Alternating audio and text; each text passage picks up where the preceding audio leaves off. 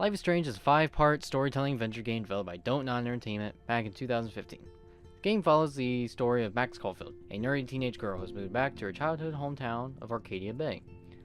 While attending a private art school, she wakes up from a nightmare in class. After going to the restroom, she finds her old friend, Chloe Price, getting shot. She somehow gets the power to travel back in time, and she does so, rewinding all the way back to her class. Then she goes to the restroom and saves her friends. This is the opening level of the game and how we start off our adventure. As you and Chloe now reunite, try to live a stressful teenage life, all the while investigating the disappearance of Chloe's friend, Rachel Amber. The story is what drives this game, and it's told uniquely due to rewind mechanics. No longer do you have to worry about making the right choice, because you can always go back in time and change it. Also, your powers allows you to get objects and unlock more dialogue options. It is sometimes required to time travel in order to get items. The game does give you a warning if there's a choice that you can't go back in time for. Typically, the end of every level has one of these points of no returns, and after you make a choice, Max will comment about it and always suggest rewinding it, encouraging the player to do so and then explore all your options. Of course this academic drone won't do anything since the Prescott family owns Blackwell now. Should I rewind and change my story? Going through the game, you reveal and have to make important decisions about your friend, all of which affects the future endings. At the end of every episode, there is a screen that looks back at all your choices and gives a percentage of what everyone else made, showing you what percentage you fit into, and give you even more of a reason to go back and see why a majority of people may have chosen one option over the other. Nearly every person you talk to gives you dialogue options, and you usually have up to 4 different things you can say.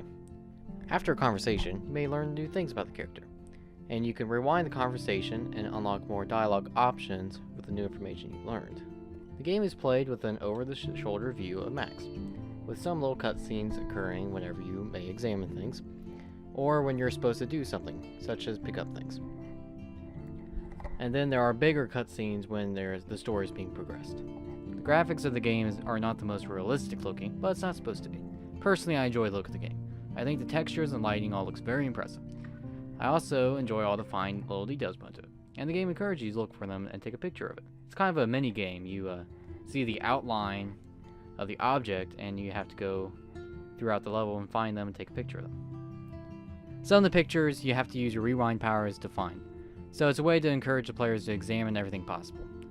And oftentimes, in fact, every time you examine something, Max will always give a little comment, even if it's just a fan, or a poster, or trash, anything, really. She has opinion about everything. Don't take it out on the tree, loser. The pros of the game is the amount of key decisions you can make. The story and writing was well made and the graphics are visually appealing. Any cons I would have would be that the world does not interact with you, as in you can stand in front of a person throwing a football and they won't seem to notice you, just throwing right over your head. Also, any tension there may be of choosing the right option is almost non-existent. Though I will say the game does have a few moments where your power goes away and you must choose one option over the other, in which this can also be kind of frustrating because the game kind of just randomly takes it away from you and you're forced to deal without your powers. Overall, I think the game is very well made, and I highly recommend it to anyone who's into story games. A unique mechanic mixed with a good story, this game is truly one of a kind.